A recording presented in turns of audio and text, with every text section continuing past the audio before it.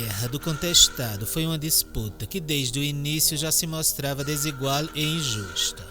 Era o poder do governo unido com empresas estrangeiras para oprimir e matar os mais pobres. Foi entre 1912 e 1916, em uma área povoada por sertanejos, entre as fronteiras do Paraná e de Santa Catarina. Eram pessoas muito pobres, oprimidas, que não possuíam terras e também padeciam com a escassez de alimentos.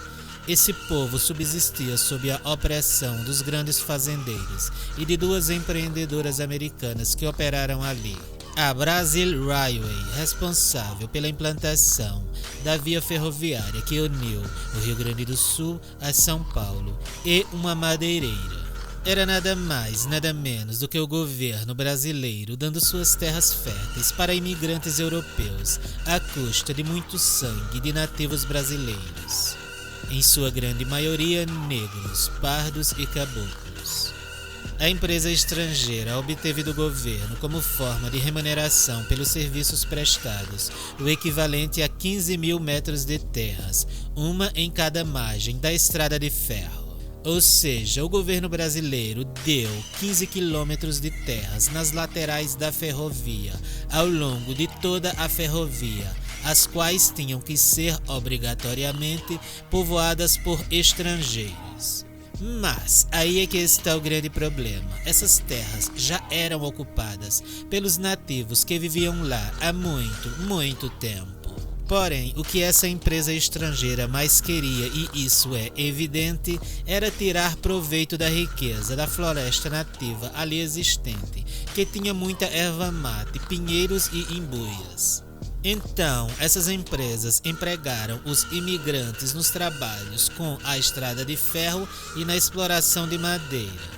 O governo federal e o de Santa Catarina, em favor das empresas e por consequência dos imigrantes, deram início à retirada forçada dos nativos que ocupavam aquelas terras, na qual, como já dissemos, pertenciam de fato ao povo nativo da região, que eram mais do que nunca brasileiros, habitantes das terras. Essa atitude revoltou os sertanejos e foi o estopim para o conflito, que se destacou por sua característica sociopolítica. Era uma guerra totalmente desigual. De um lado, o povo nativo, pobre; do outro lado, as multinacionais, as oligarquias e o governo em favor dessas últimas.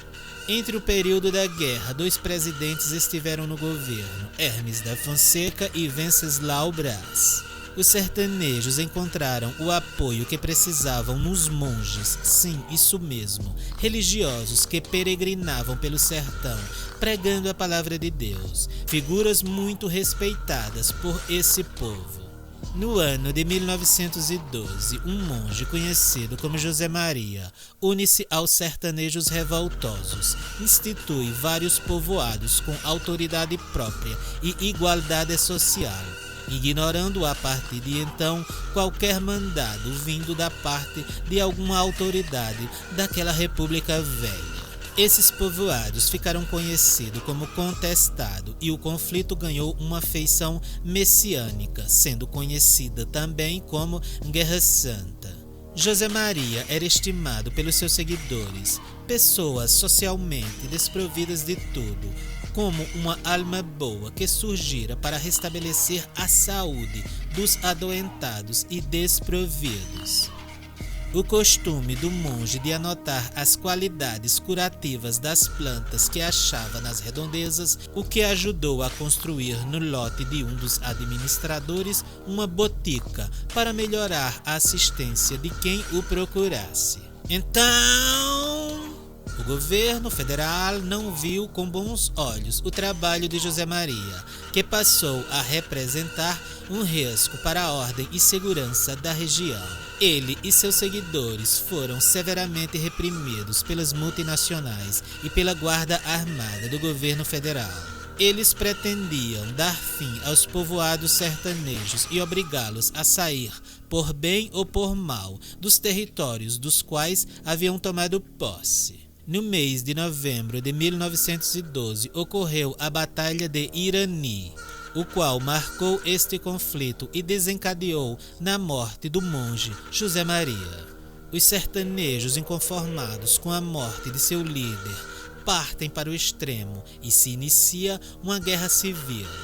Novas sedes foram constituídas por seus sectários, que até este momento não pensavam em se render, mas sim em continuar lutando, desgastando o governo federal, que, ávido por acabar definitivamente com a guerra, resolve usar todo o seu poderio militar e abater as últimas fortificações resistentes, utilizando para este fim um grande contingente de soldados equipados com fuzis, canhões, metralhadoras e aviões, nunca antes usados em uma ação bélica desta magnitude. A Guerra do Contestado, em sua brutalidade por parte do governo, acabou com a capitulação dos revoltosos e muitas mortes. Estima-se entre 10 e 15 mil mortes, pois os mesmos resistiram bravamente antes de se darem por vencidos.